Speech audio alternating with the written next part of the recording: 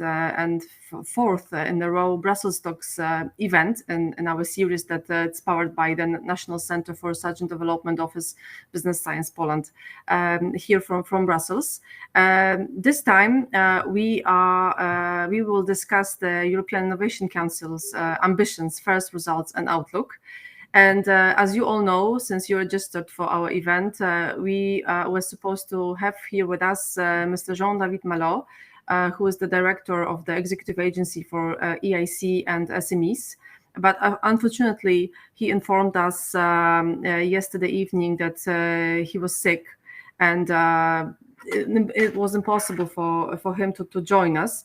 But I think we have a very, very good expert, the best one actually, from the topic with us here today. So please, big thank you and welcome to Keith Sekira, who is the head of unit in charge of the EIC governance, and is also a support to the EIC board, hopefully soon to be announced, the new board. And he's also responsible for the EIC work program coordination. And previously, Mr. Sekira was the expert and member of the Commissioner Moeda's cabinet. So he was also the one present there when the EIC was born, if you can say so. So you really know EIC by heart from the scratch, and you are very much involved at the moment with current developments.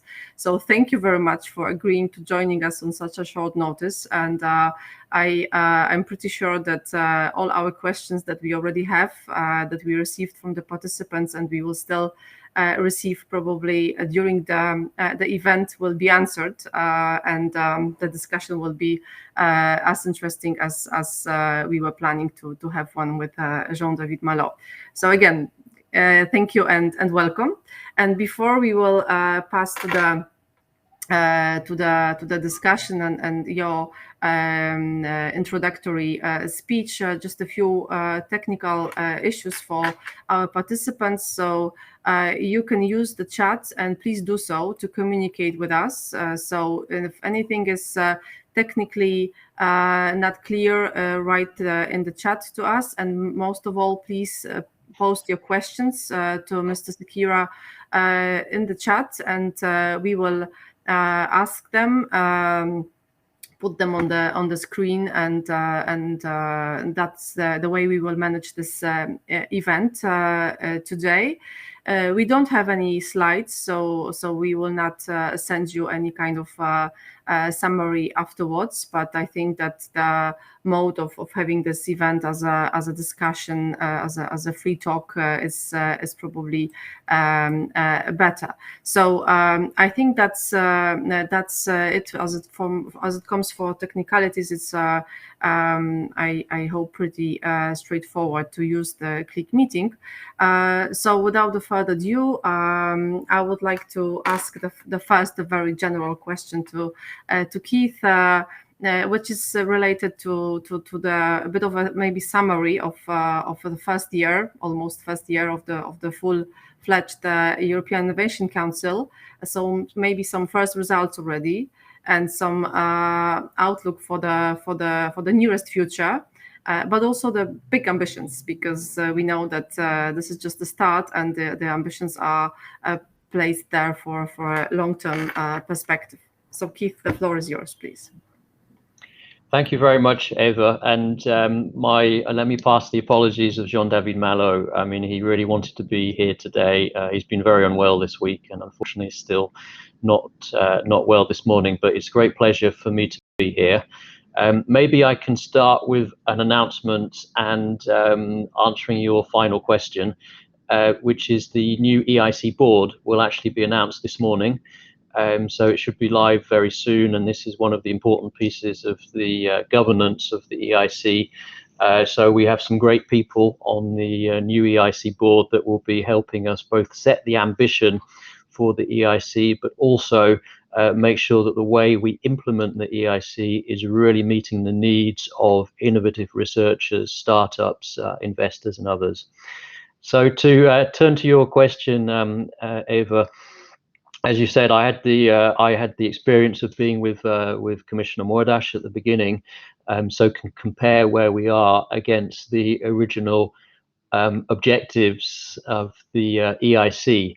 And when we started with it, it was really on the basis that we have a new wave of innovation, the deep tech wave of innovation that is, we think, going to be very important, and Europe needs to make sure it's a leader in this new wave, not a follower as it's been in the last wave of digital innovations. So it's very important for us that the EIC was really supporting the technologies and the startups in this new wave of deep tech technology. Secondly, we were very concerned about scaling up companies and the investments in technology companies in Europe. So that was a big objective. And a third, maybe the objective was not so clear at the beginning, but it's really becoming important for us now, is this stage of technology transfer, or what we're calling transition, which is how to get all of the fantastic results that are coming out of our research projects and our research base into a commercial or a business proposal that could be taken up by the EIC Accelerator. So we're doing a lot of work to really try to move not only to transfer results into commercial, but to do it quickly. We've been very slow at this in the past. So as you said, Eva, we launched the full European Innovation Council in March. So we're 6 months, a bit more than that. But one of the things in innovation is that we need to implement quickly. This is not a area where we can spend years before we implement projects. So we immediately opened the EIC Accelerator for startups and SMEs. And we have a new, as you know, approach for applications that you can apply at any time with your idea, a very simple application, not going into the full details. We evaluate that immediately and send a response within, actually, we're doing it within 3 weeks. So this is really fast. Since we started in April, we have been receiving around 700 of these idea applications every month. And approximately half of those have got a positive evaluation for proceeding to prepare full applications. A company will then have up to 1 year to prepare a full application, and they can apply to any of the cutoff dates. We've had 2 cutoff dates so far. We had one in June and one in October. In the June cutoff, we received about 800 full applications. We assessed those, and we invited approximately 130 companies to interviews in September, and we announced the first 65 companies to receive the new EIC funding in October. And what was interesting there is that a lot of these companies, in fact, almost all of them, have the equity component. So one of the big novelties is that we are not only providing grants to companies, to startups, to SMEs, but also providing equity investments. In the pilot phase, it was about half of the companies. And in the full EIC, the large majority of these 65 companies are due to receive an equity investment. And we also have this possibility of what we call grant first. So that is where a company receives a grant to start with to develop their technology. If it is working, we will immediately follow up with an equity investment. We had a second cutoff in October. We received just over 1,000 full proposals for that cutoff, and we are in the process of evaluating, having interviews, and we expect the announcement of the second wave of companies to be made in December. So, I mean, this is moving very fast. We have around 1 billion or just over 1 billion euros this year for the EIC Accelerator. So this is our sort of main product or main instrument to support companies. In terms of something that we've worked very hard on and is working very well is attracting other investors to really scale up these companies. So out of the over 100 companies in the pilot phase that we have made investments, most of them we have got co-investors, other investors to come in. And what we would like to achieve here is it doesn't matter where you are in Europe, if you're selected by the EIC, you will not only get EIC support and investment, but you will also be very attractive to other investors because we have done all of the hard work of selecting the most exciting, high potential companies wherever they're located across Europe. So that's been the start of the accelerator. We've also launched the Pathfinder, which is the successor of the Future and Emerging Technologies. We received a very high number of applications, more than we've ever received before. And we've completed the evaluations. And I think the first announcement of the results of the Pathfinder Open will be made very soon. We then have some novelties that we introduced.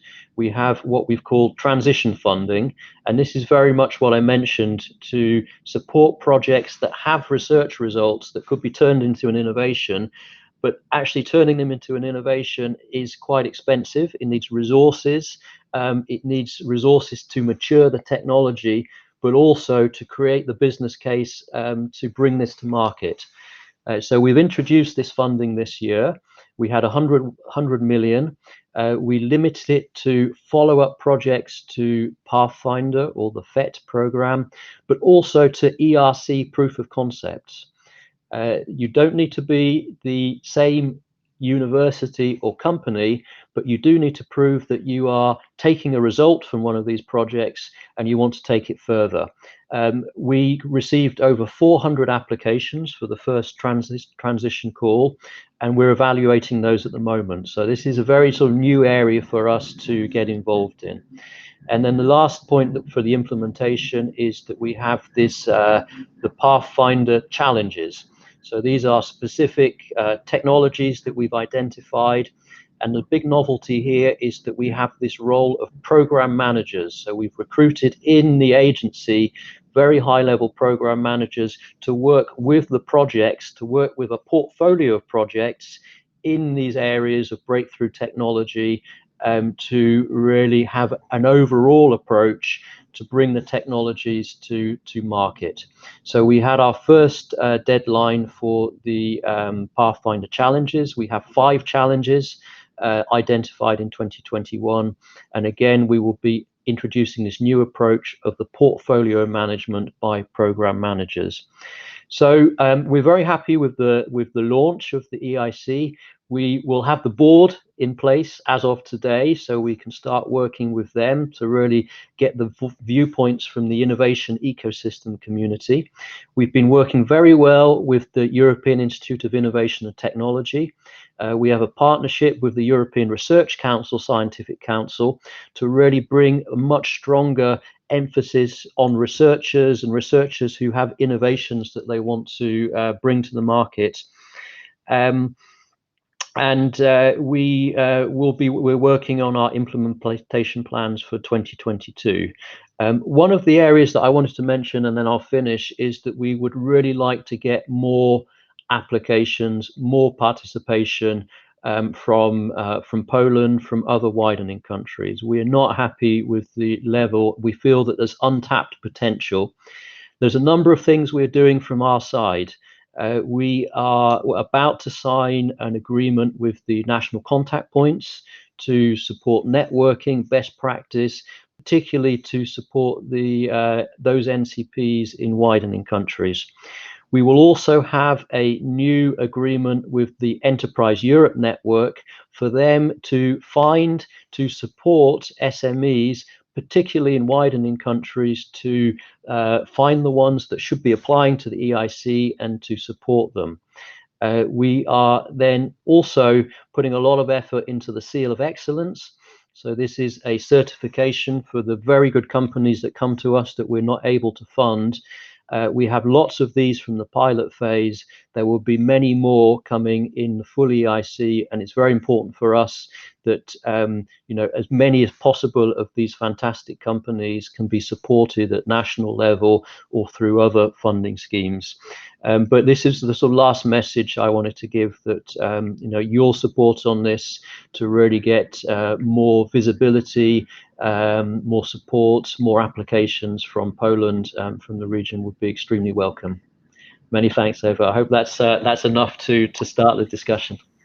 Yes, thank you. You touched upon actually all areas that we want to discuss and that we have questions about. So one by one, let's say, I will just start with a short comment to your last remark, maybe, because indeed we are also not happy with the number of applications, and we know that this is not enough. And I'm not only having in mind Poland, but indeed widening countries, and this is something we still have to work on quite a lot. So because I think that that's not the matter of potential, that's rather the matter of still not being fully aware and maybe not being completely used to such a funding, such a process with those interviews and so on. So we will do, I think, quite some training on that. But it's good to hear from your side also that you will support NCPs, and indeed Enterprise Europe Network is also, I think, a good partner for this, since they have a contact with companies, and a lot of those EEN network centers all over our countries. That was just a remark, but questions. That's the main part.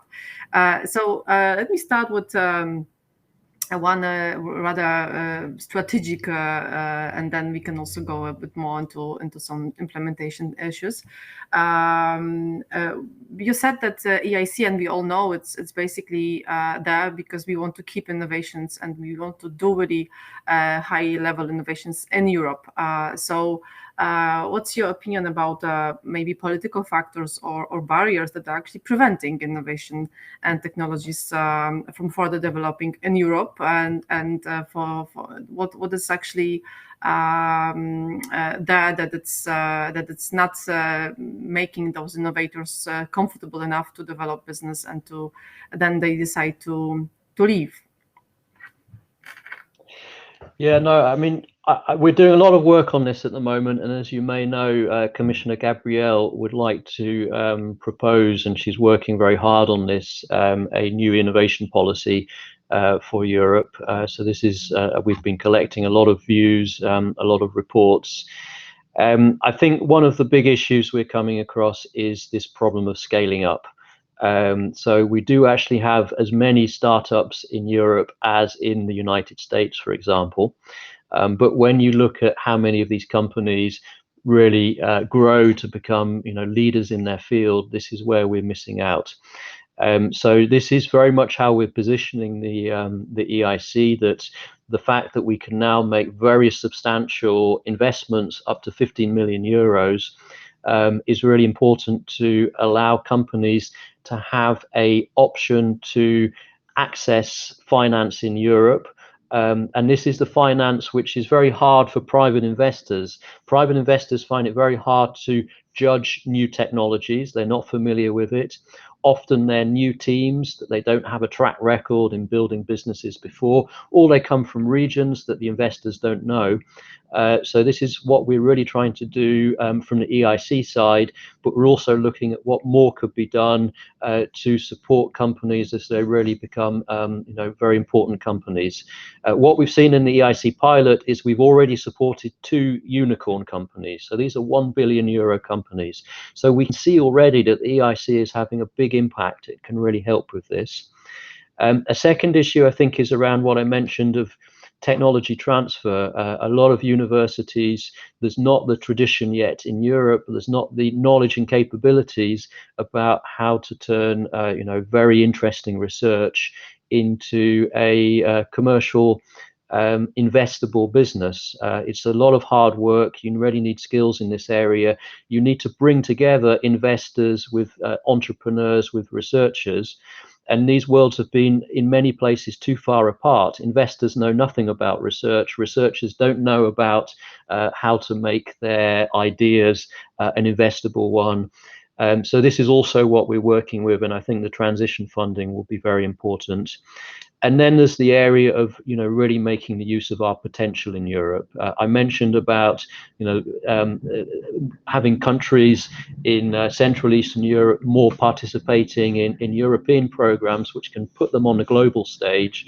But the other big focus that we're working on is on having more women in innovation and technology. I mean, if you look at the statistics, it's very, very low. You have very few startups founded by women. You have very few investors or managers of investment or VC funds. We're very lucky. We have in our previous board a very, very good VC from Poland, Kinga Stanislawa, who's really been helping us and putting this on the agenda. So that would be the other, and I know Commissioner Gabriel is really working on this as well. How can we provide more opportunities, make it more attractive for more women to go, particularly in these areas of deep tech? I mean, there's a real gender problem in many of these areas. So these are some of the things that we're working on and we see as important. We're working on them in the European Innovation Council, but we're also looking more broadly at the whole innovation ecosystem and innovation policy to support these areas.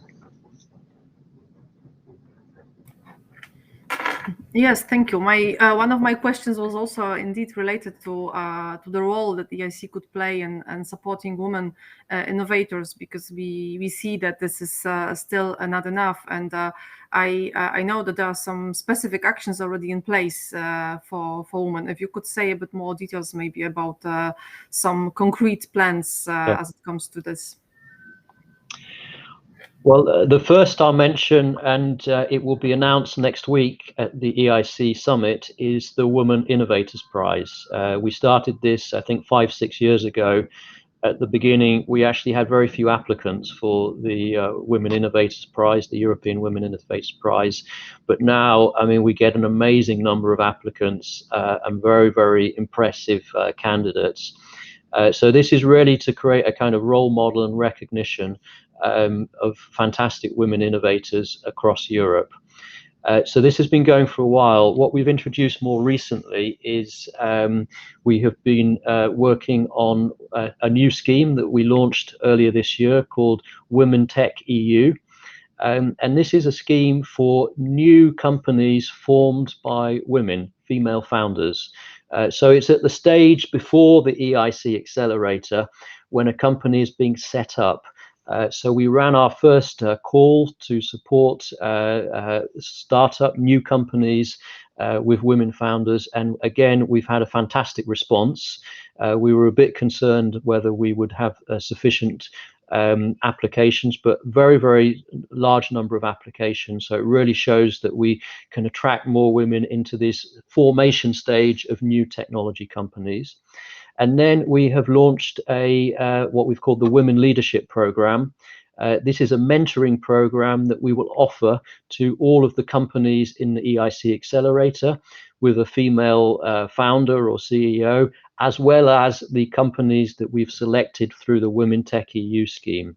So this is a program of networking, mentoring, support that is really aimed at women in leadership positions in the companies that we're supporting. What we've also been doing is trying to encourage more companies to apply to the EIC that have women as their CEOs or women on their board. We've been making progress here. We've been tracking this, so we're over 20%. So this is a doubling of what we used to have, but we would still want far more. So one of the roles that we will also give to the Enterprise Europe Network is to really support companies which have women as their CEOs or their chief technology officers or their chief scientific officers to come forward and to apply to the EIC, because we really think there's a lot more potential there. Okay, thank you. I see we have quite some questions coming in also in the chat, and I will come to that in a sec. Just one more question. One of the hot topics that is related with Horizon Europe, and not only, of course, is the strategic autonomy. This is a new approach, we would say. We were always discussing this in various forms, but this is now taking a real form of some rules that are being put there under discussion, and then of course into the implementation phase. So I was thinking about asking you as well about the EIC approach to this, because this is also kind of related to keeping something in Europe. So so that also means that maybe not exactly allowing others to have a full access, but others, it's a very, very wide notion, of course, and we have some close friends in Europe here, and that's the hot topic usually, that it's around the strategic autonomy. Yeah, no, it's an increasingly important topic. It's being widely discussed in many areas across Commission, across EU policy. We've been doing some thinking. I mean, we think the European Innovation Council can make a real contribution, because this is not so much about the problems of dependency that we have now, for example, with medical equipment that we saw in the COVID crisis, but where we can make a real contribution is growing companies in new technology areas, such that in 5-10 years, if quantum computing is a major technology important for strategic autonomy, we will have major players in Europe that master this technology, that are world leaders. But it's also important for us that the companies that we support are not just going to be European companies, they're going to be global companies, but headquartered in Europe. So we don't want to have companies that only have a level of ambition of staying in Europe. We really want to have global companies. So, for example, one of the new activities we launched this year was to support companies in our portfolio to go to overseas trade fairs. We're taking them to the US, we're taking them to Asia, we're taking them to the Middle East, so they can really enter these markets. In the EIC, we also have a difference from the rest of Horizon Europe, in that we take equity stakes in companies. So we have an ownership role, and this is a very different relationship than when you give a grant. When you give a grant, you don't really have a say in the running of the company, or who else invests, or if somebody else wants to take over that company. In the EIC, because most of the companies that we support, we will take investments, our general approach is that we will be hands-off investors. I mean, it's not our role to get involved in the decision-making of the company. But where we may exercise a bit more of a voice in the companies is on this question of technology sovereignty. So if one of our strategically important companies in Europe that we are investing in with the EIC has a takeover by a foreign government, as an investor, we will play a role to block or to prevent or to act against that. So it's a different role than you've seen elsewhere in Horizon and all of these debates about Article 22.5 for those of you who've been following it. But we see really our role as developing the technologies, not just in the research phase, but also the important stage of commercialization. So we have very strong companies in Europe, but are global companies.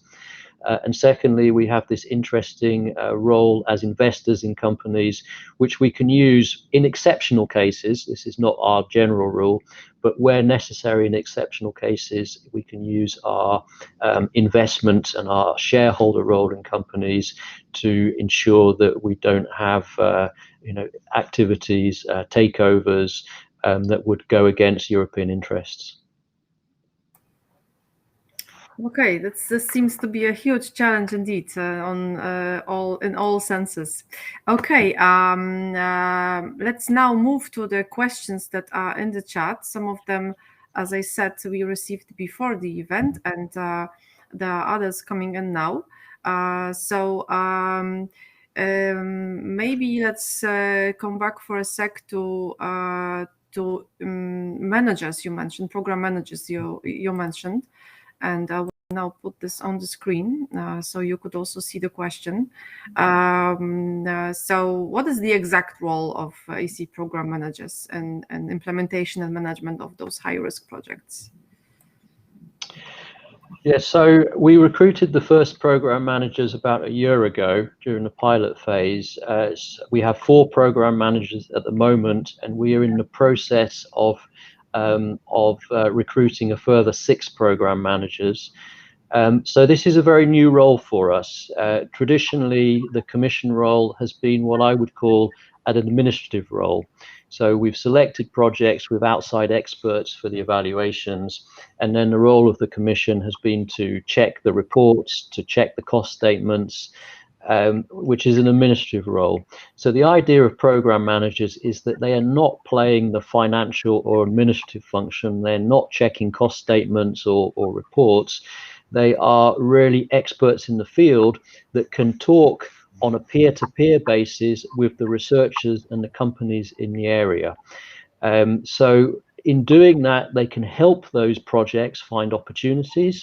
They can get projects to work together if they are facing common challenges. So I would sort of split the role of program managers in a few different ways. One of the ways that we're using the program managers is to identify where are the future challenges? What are the new breakthroughs that's coming from the science, for example, that could be important for innovation?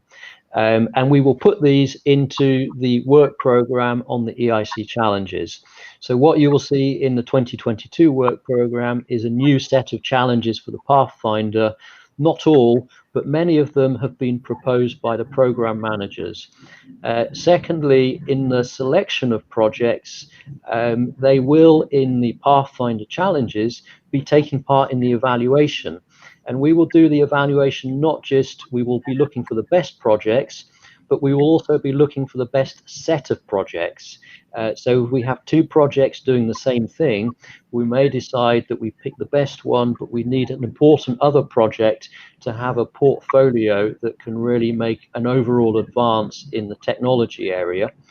And then in the implementation phase, the program manager should be interacting with the projects, developing with them a common roadmap for taking forward the whole set of projects, and then working with those projects to achieve that roadmap. The program managers also have access to what we're now calling the booster grants, so they can give an extra 50,000 to existing projects to work across the portfolio or to test out a potential innovation. We're also looking at the role of the program managers in the fast track mechanism, which is where we use project reviews, for example, of Pathfinder projects to say this idea should go to the accelerator. So the program managers also have tools that they can not only identify innovations in the projects, but they can provide additional support to those projects to really develop the ideas. So we're developing this role of program managers. It's going to take us a few years to really work out the best way, but we've seen already it's really having an impact. It's really helping us in the EIC. And I think, I know there's some concerns that this will interfere with projects, but I think the feedback so far is that the projects really appreciate having the program managers there as someone that they can talk to and that can really support them and really understands their technologies. Okay, thank you. This is indeed quite a change, because, as you said, normally researchers were not having this kind of role, or innovators in the agencies or in the commission, and so we are also quite curious about the first results of this work. But I imagine we still have to wait a bit for these ones. Then we have some questions that are related to, I'm just looking for this because I just saw it a second ago, and they are related with plugin. So there's this idea for the accelerator plugin, and what is actually the state of play as it comes to this. And there is a immediate follow-up question also related to that. So I will just quickly show this as well. So are there some national quotas for this? Yeah, so the plugin is again highly novel. This is not something we've ever done anywhere in the Horizon or previous framework programs. And what it does is it essentially allows us to rely on reviews done by national programs to identify companies to be supported by the accelerator. And I think it's very important because the real added value of the accelerator is that we can scale up companies at European level. So I think there's this nice approach that through national programs, there can be support to local companies, startups in the country or in the region. But for those of them, and it won't be all of them, but the ones that have really exciting technologies that could really become a leader at European or global level, then they can be passed to the EIC accelerator. At the same time, it's very important for us that we maintain equal treatment. So this is not about giving unfair access or unfair treatment to some countries or some projects over other ones. So the way that we envisage the plugin to work is in this two-phase approach of the EIC accelerator.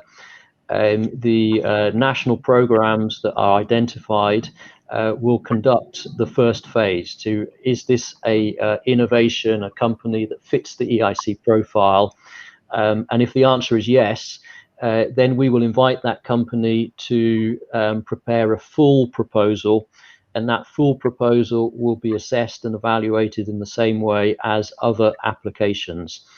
And we've just introduced a similar approach, which we call the fast track, with the EIT and with the knowledge and innovation communities. So we're getting some experience, not from the national programs, which is the plugin, but for the EIT. So I know the discussions are ongoing about the plugin to see, we have an expert group that is helping us identify the relevant programs. I don't know the answer to the question about national quotas. What I can tell you is that for the fast track and for the kicks, we are starting off with setting a limit to the number of companies that each kick can submit to the fast track. So the reason for that is that we can check the system is working and that the quality of the applications coming through the EIT and the kicks is at least as good as the ones that are coming directly to us. So as far as I'm aware, this is not decided for the plugin, but we are getting experience, and we do have set a maximum number for the case of the fast track and the EIT kicks, and we'll see how this works. Again, it's very new for us. Okay, I see, but this is also quite interesting to have this opportunity to merge kind of evaluation systems of different programs and to speed up a bit the whole process. You already mentioned EIT and kicks, and there is a question related to that, so maybe you could continue on the topic, elaborating maybe a bit more about the cooperation between different kicks and areas of this cooperation. Yes, no, so we've been, I mean, for me, I've been working in this area for 10, 15 years, and I know in the past there's not always been easy relationships with between the European Institute of Technology and certainly other parts of the Commission. What I've seen in the last year, 18 months, is a real change. I mean, we're really working very closely with the European Institute of Innovation and Technology. It's helped that we have the same commissioner, Commissioner Gabriel, who is responsible for the EIC and the EIT and has been encouraging us to work together. But the more that we've been meeting and discussing, the more concrete ways that we can work together that we have been finding. So the first real concrete way is the fast track that I mentioned. So some of the kicks are starting this process already, and we've produced a guidance document which sets out how they can implement the fast track and provide to us their best companies or their companies which they think fit best the EIC accelerator. So as you said, Eva, this is a way of relying on their evaluations to help us identify the companies. But we're also looking at other ways to collaborate. We're looking at our business acceleration services, and a lot of the kicks also provide advisory services to innovators. So we're looking at how can EIC companies access the advisory services of KICs, and how can KICs access the business acceleration services that we support under the EIC. We're also looking in some cases at investments. Some of the KICs are also making investments in companies. So we're looking how can we co-invest between the EIC fund with the KICs. But we've also identified a whole number of other areas. If you look at the memorandum of understanding that we signed in January, you will see a list of other areas. We're looking how do we collaborate on data or on intelligence about the emerging technology trends, for example. How can we collaborate on issues like I mentioned on gender? Can the KICs help us get more good quality applications from widened countries in Horizon Europe? So we're also looking at a number of other ways.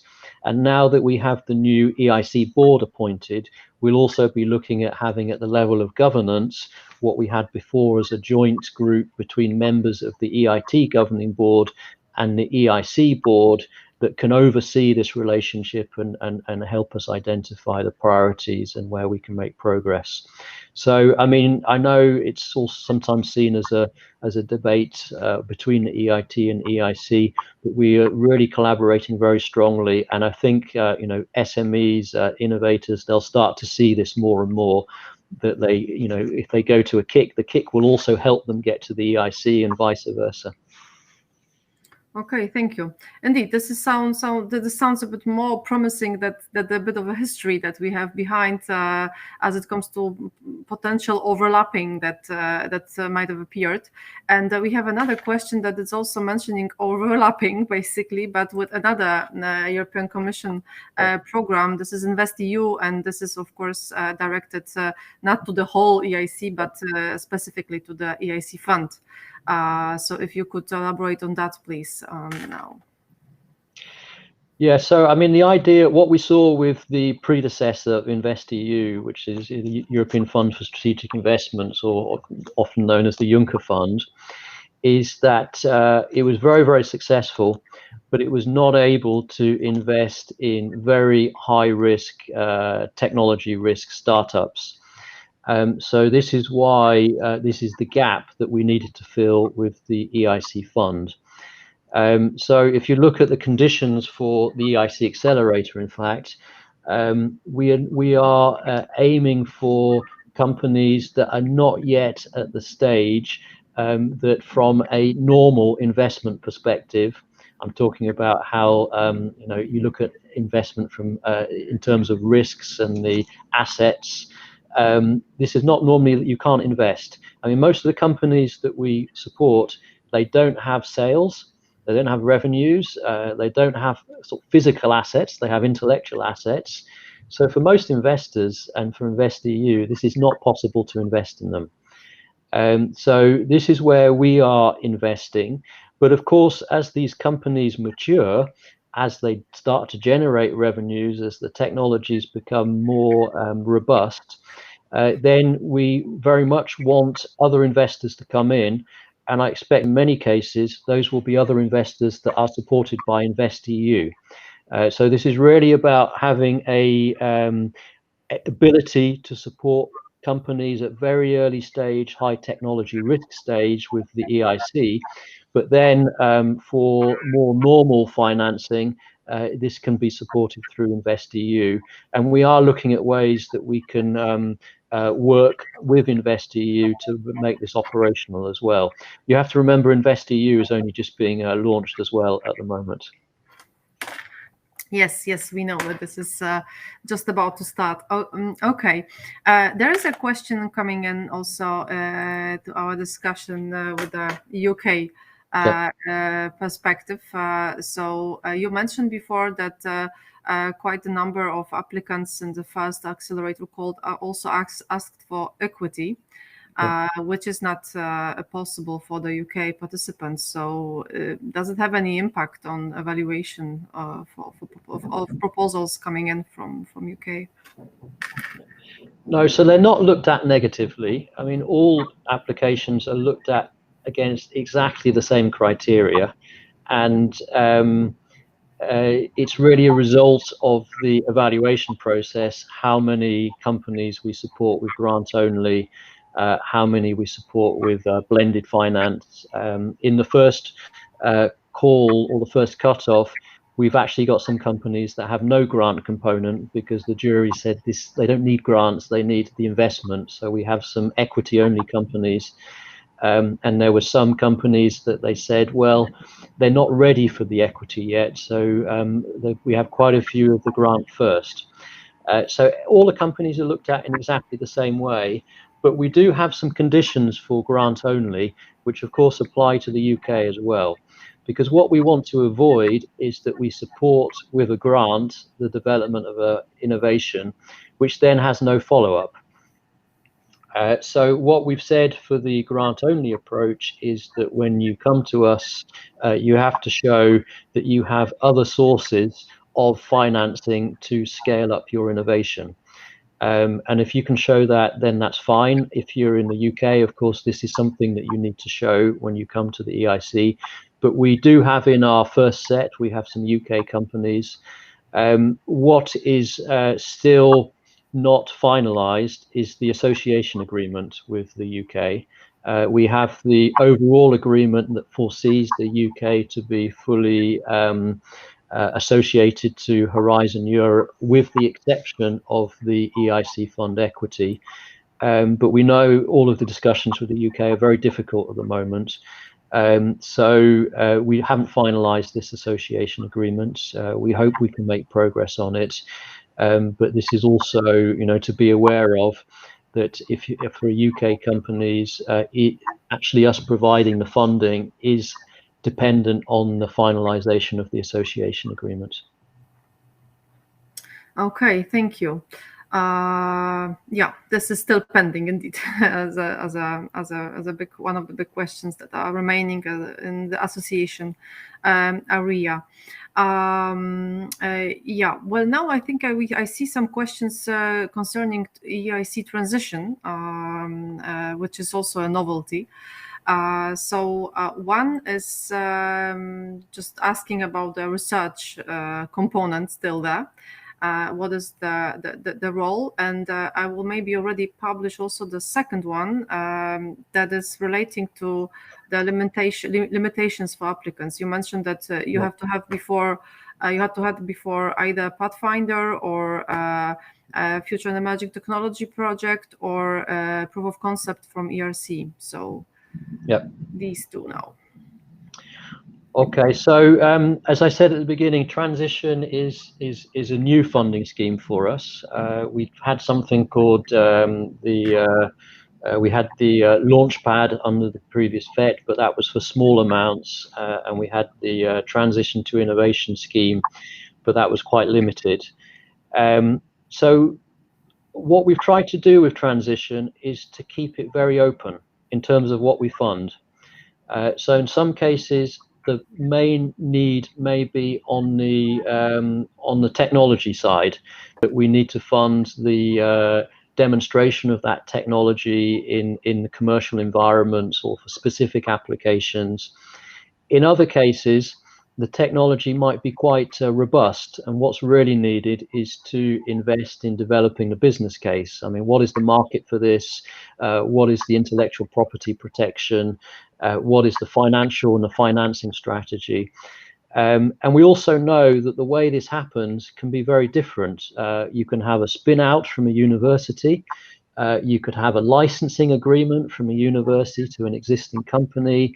You could have an SME that comes in and spots the technology they're really interested in and licenses that technology to develop. You could have a joint venture. So we know that the way this happens can be very different. So what we've tried to do in designing the transition scheme is to be open and agnostic about how much work is needed on the technology versus the business side, but also to be agnostic on what is the route of the commercialization. Is it licensing? Is it spin out? Is it something else? Because we're very open, we wanted to also, we had 100 million euros. We had to also say it doesn't make sense to open this up to everybody. So what we did is we have limited it to results achieved in either a Pathfinder effect project or a ERC proof of concept. The important thing I stress again is this does not mean the same beneficiary, the same legal entity. It can be anybody that wants to come in, and it could be very interesting for companies to look at the result and to apply for the transition, saying we want to take this result and actually see how it works. So what we saw in the first call is that we received approximately 400 applications. With a budget of 100 million, we can fund about 40-50 projects.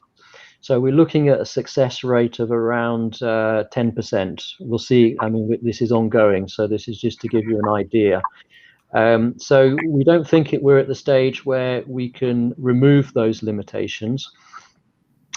And also, it's an important way of having a follow-up to both the Pathfinder and a bridge to the ERC. So it's important that we kind of keep this main element for it. And just to jump to the second question, again, it can be a research team that applies to the transition, but that research team has to have the ambition of turning this research into a spin-out or into a licensing agreement or into something that is real. What we've seen in the first call is that it's approximately half-half. About half of the applicants are research, universities, higher education, and about half are startups or SMEs, or sometimes in collaborations we have larger companies as well. So it's very exploratory for us. We will be assessing this, but we very much welcome research teams. These can be individual research teams. These can be, it doesn't have to be the lead researcher, it doesn't have to be the PI, it could be the postdocs that want to take a research idea and to turn it into a company. So we're very open on this. Okay, thank you. So it's not exactly that closed as we could we could understand, yeah. So we just have to take on board the results of those projects, but you don't have to be the Absolutely. So you can be a research team and you can apply. You can be a spin out from a research university and apply. You can be a team that plans to start a company and you can apply in the research base. So, and as I said in the first call, we've had a lot of researchers applying. So it shows that this is very open to researchers. Okay, and now we have a question that is, I think, also partly related to what you mentioned at the beginning, with not enough applicants and good ideas coming in from widening, including Poland countries. So how can we overcome the barrier? Yeah, it's a very general question, I assume, but maybe there is some receipt. Yeah, no, I think this is very important. My impression is that there's some quite often sort of negative perceptions about the difficulties and the bureaucracy of European funding. When I go around, the initial reaction is, particularly from startups, is that this is not for them. It takes too long, it's too complicated, you have to get a consultant to write the application for you.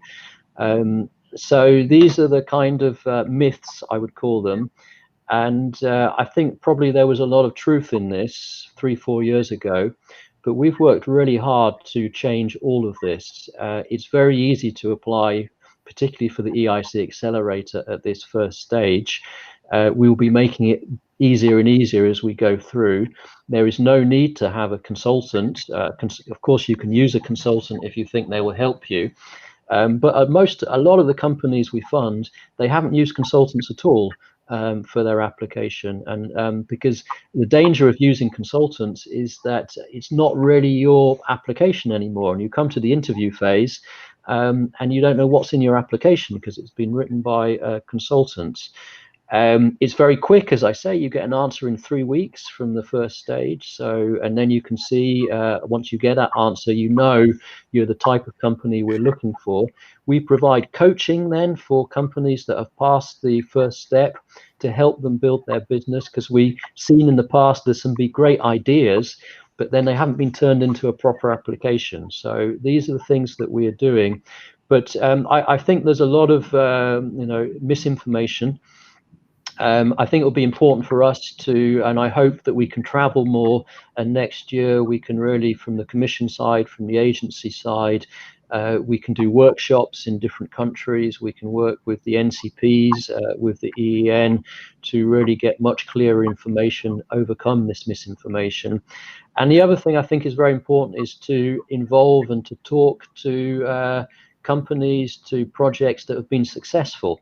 I mean, we do have, for example, in Poland last year, I was just looking at the list here, we have some very interesting companies, Syntol from Wrocław, we have Uvera from Lodz that are, and it's very interesting talking to these companies, because I think they can pass the message better than I can. They can give their direct experience of what it was like to apply. And usually they say it's much better than you think, it's much easier. You don't need to have consultants. It's not as bureaucratic as you think. It's much more flexible.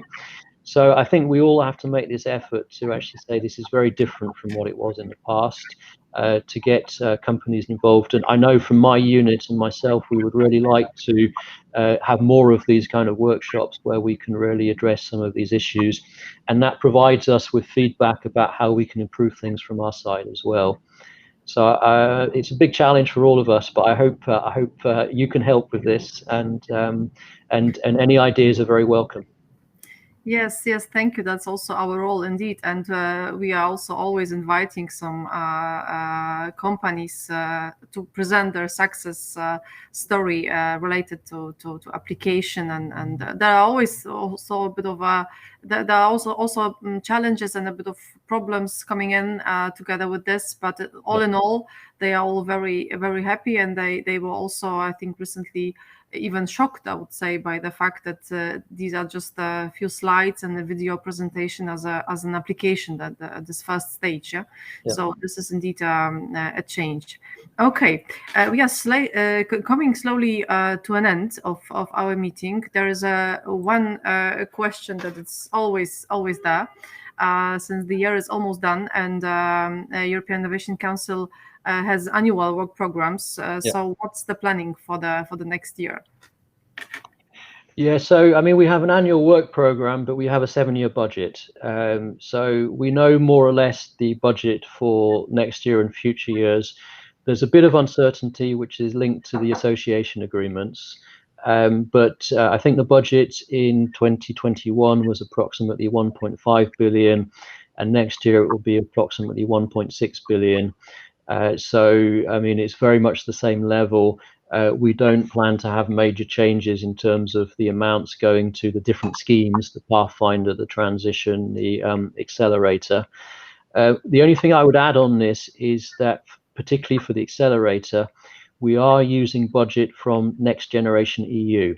So as well as the normal Horizon budget, we have an additional budget, which is quite important. It's around 400 million euros from Next Generation EU. But that budget is only for 2021, 2022, and 2023. So we will need to see after 2023 how to manage this, because there could be a drop there. But for 2022, we expect a very similar budget from the current year, a very similar breakdown, but potentially just a little bit more depending on the association agreements. Okay, thank you. And a very short follow-up: when the work program will be published? Yeah, I mean, we were hoping to publish in December. We'll probably be a bit late for that. We're doing our best to get it out as quickly as possible. So I can't give you an exact date for that. But if not in December, then as early as possible in 2022. Okay, thank you. So we have something to look forward to, and that was, I think, the last question from our participants and also from our side. It's exactly 11:30. So thank you very much again, Keith, for joining. us and for also making yourself available at the last minute. I think it was very informative and useful. We also see some comments related to that on the chat. So thanks a lot, and we will for sure stay in touch. As you said, we want to strengthen our promotion and encouragement efforts to promote the program in Poland and also in other countries in the coming months and years. Thanks a lot. Many thanks from my side, and I'm looking at the comments, so I mean it's good that I'm glad it's been helpful, and look forward to some further interactions. Thank you very much, and thanks a lot to our participants, and stay tuned for our next Brussels Talks events. Bye-bye.